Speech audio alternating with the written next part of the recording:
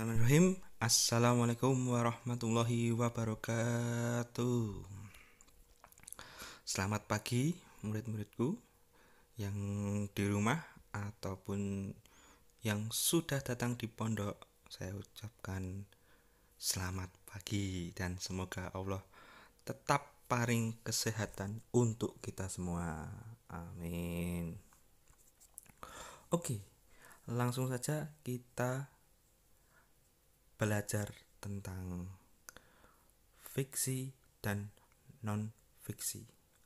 Maksud saya, karya fiksi dan non-fiksi. Literasi buku fiksi dan non-fiksi. Buku fiksi adalah buku yang berisi cerita atau kejadian yang tidak sebenarnya. Sedangkan buku non-fiksi adalah buku yang berisikan kejadian sebenarnya yang disampaikan menurut pendapat atau opini atau kajian penulis. Dengan kata lain, buku fiksi adalah buku yang di dalamnya berisi cerita rekaan atau khayalan. Sedangkan buku non-fiksi adalah buku yang dibuat berdasarkan fakta dan kenyataan. Contoh buku fiksi yaitu cerita anak, dongeng, novel, cerita pendek atau cerpen, fabel, dan komik. Nah, berikut beberapa contoh buku fiksi ya. Ada cerita anjing dan kucing, cerita hidayah,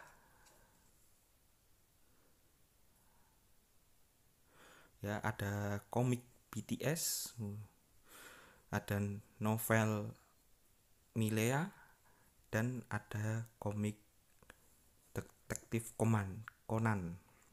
Yang mereka tersebut adalah buku fiksi. Contoh buku non-fiksi: buku pelajaran, buku ensiklopedia, esai, jurnal, dokumenter, biografi, dan laporan ilmiah atau makalah, skripsi, tesis, disertasi. Nah, ini merupakan beberapa contoh buku non-fiksi. Ada ensiklopedia, ya buku kalian juga buku bahasa Indonesia merupakan buku non-fiksi. Yang sebelah kiri ada skripsi. Ya nanti kalau kalian kuliah, insya Allah akan bertemu dengan skripsi. Nah, ini juga contoh buku non-fiksi. Ya, ada ensiklopedia Indonesia dan jurnal penelitian.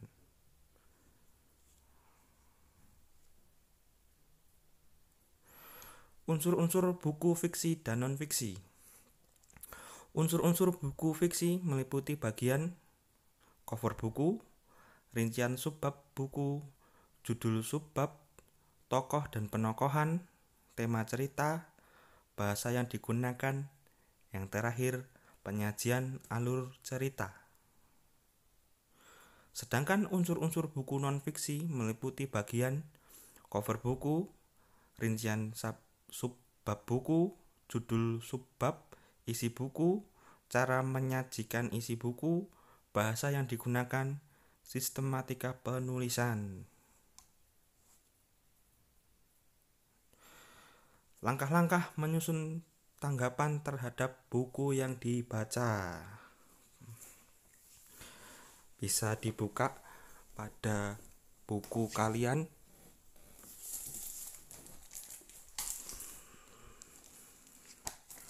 Dibuka halaman 141. Ya, oke. Yang pertama adalah jenis buku. Jenis atau bentuk buku ini adalah roman, novel, biografi, atau yang lain. Selain itu, seorang resastor menyebutkan juga buku termasuk buku fiksi atau non-fiksi. 2. Keaslian ide. Buku itu apakah benar-benar merupakan karya asli pengarangnya atau merupakan jiplakan dari buku lain yang pernah terbit? 3. Bentuk. Bagaimana mengenali bentuk atau format dari buku itu? Apakah bentuknya kertas, ilustrasi cover, jenis buku yang dipakai, dan sebagainya? 4. Isi dan bahasa. Dari segi isi, presentator perlu memperhatikan unsur-unsur intrinsik-nya, yaitu tentang tema, alur, perwatakan, sudut pandang, dan sebagainya. Bahasa dalam buku itu dapat ditinjau dari segi struktur kalimat, gaya bahasa atau style, ungkapan, dan lain-lain. Apakah bahasa yang digunakan memakai bahasa sehari-hari yang segar, tidak menjemukan, mudah dimengerti oleh pembaca, dan sebagainya, mudah dipahami atau sukar diterima pembaca. Pengujian materi mendapat perhatian juga dari presentator.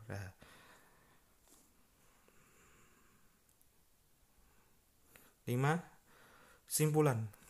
Akhirnya, seorang penulis resensi harus dapat menyimpulkan apakah buku itu baik dan perlu dibaca atau tidak. Menulis data buku yang dibaca, menulis ikhtisar isi buku, mendaftar butir-butir yang merupakan kelebihan dan kekurangan buku, menuliskan pendapat pribadi sebagai tanggapan atau isi buku, dan memadukan ikhtisar dan tanggapan pribadi dalam tulisan yang utuh. Sebuah resensi harus memuat hal-hal berikut. 1. Data buku atau identitas buku. A. Judul buku. Jika buku yang akan kamu resensi adalah buku terjemahan, akan lebih baik jika kamu menuliskan judul asli buku tersebut. B. Penulis atau pengarang. Jika buku yang diresensi adalah buku terjemahan, kamu harus menyebutkan penulis buku asli atau penerjemah. C. Nama penerbit. D. Cetakan dan tahun terbit. E. Tebal buku dan jumlah halaman. 2. Judul resensi. Judul resensi boleh sama dengan judul buku, tetapi dalam konteks buku itu. 3. Ikhtisar isi buku. Dalam meresensi buku, seorang peresensi harus menulis buku yang hendak diresensi.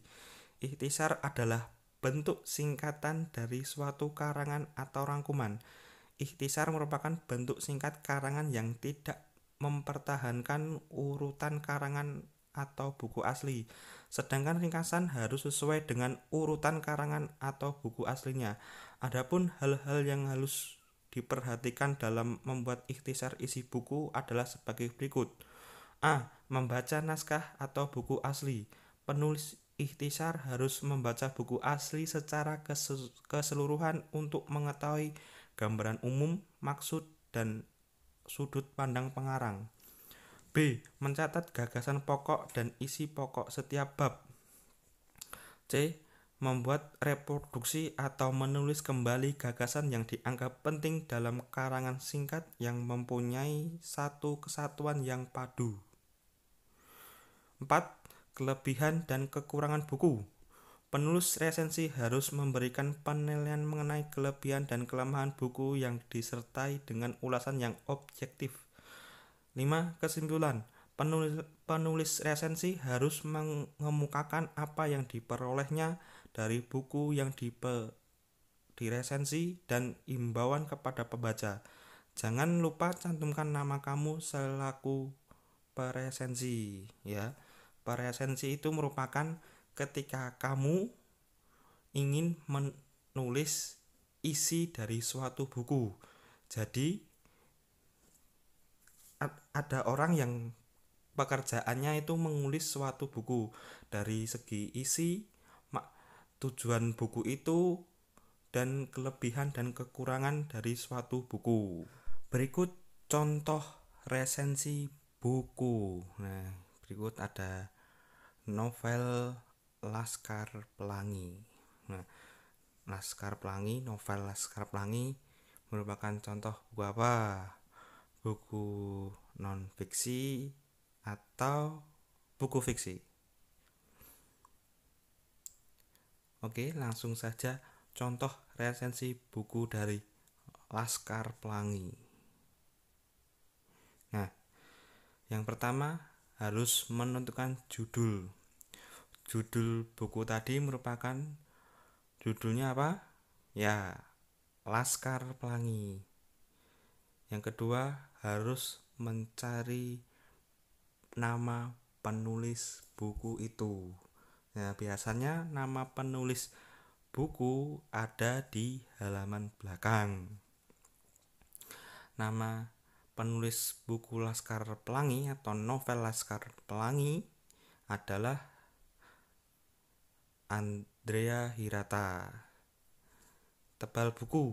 Nah, tebal buku ini kamu harus menghitung berapa halaman yang ada di sebuah buku yang akan kamu resensi.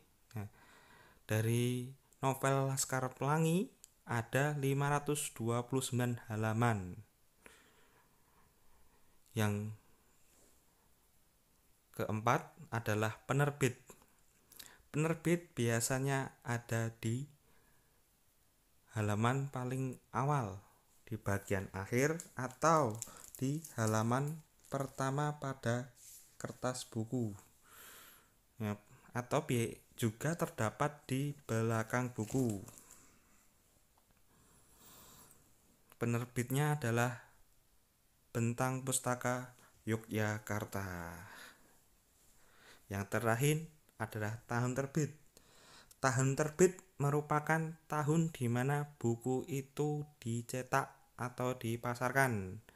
Dalam novel Laskar Pelangi, buku itu terbit tahun 2005. Selanjutnya sinopsis. Nah, ini adalah contoh sinopsis dari novel Laskar Pelangi. Ya. Jadi ketika kamu akan meresensi sebuah buku, kamu harus membaca dari awal hingga akhir buku tersebut sehingga kamu benar-benar mengerti dan tahu isi dari buku itu dan kamu tulis sinopsisnya dalam bentuk seperti ini.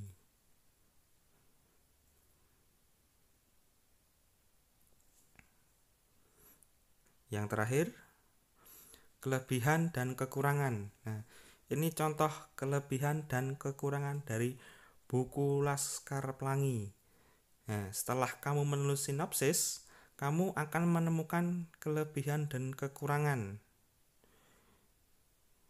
Ditulis sejujurnya tanpa ada kebohongan. Jadi contohnya seperti ini, kelebihannya dan kekurangannya, supaya tahu bahwa orang lain untuk mengajak membaca ini atau melarang buku ini karena memiliki sebuah kekurangan. Jika melebihi ada kelebihan, bisa mengajak orang untuk membaca suatu buku atau novel.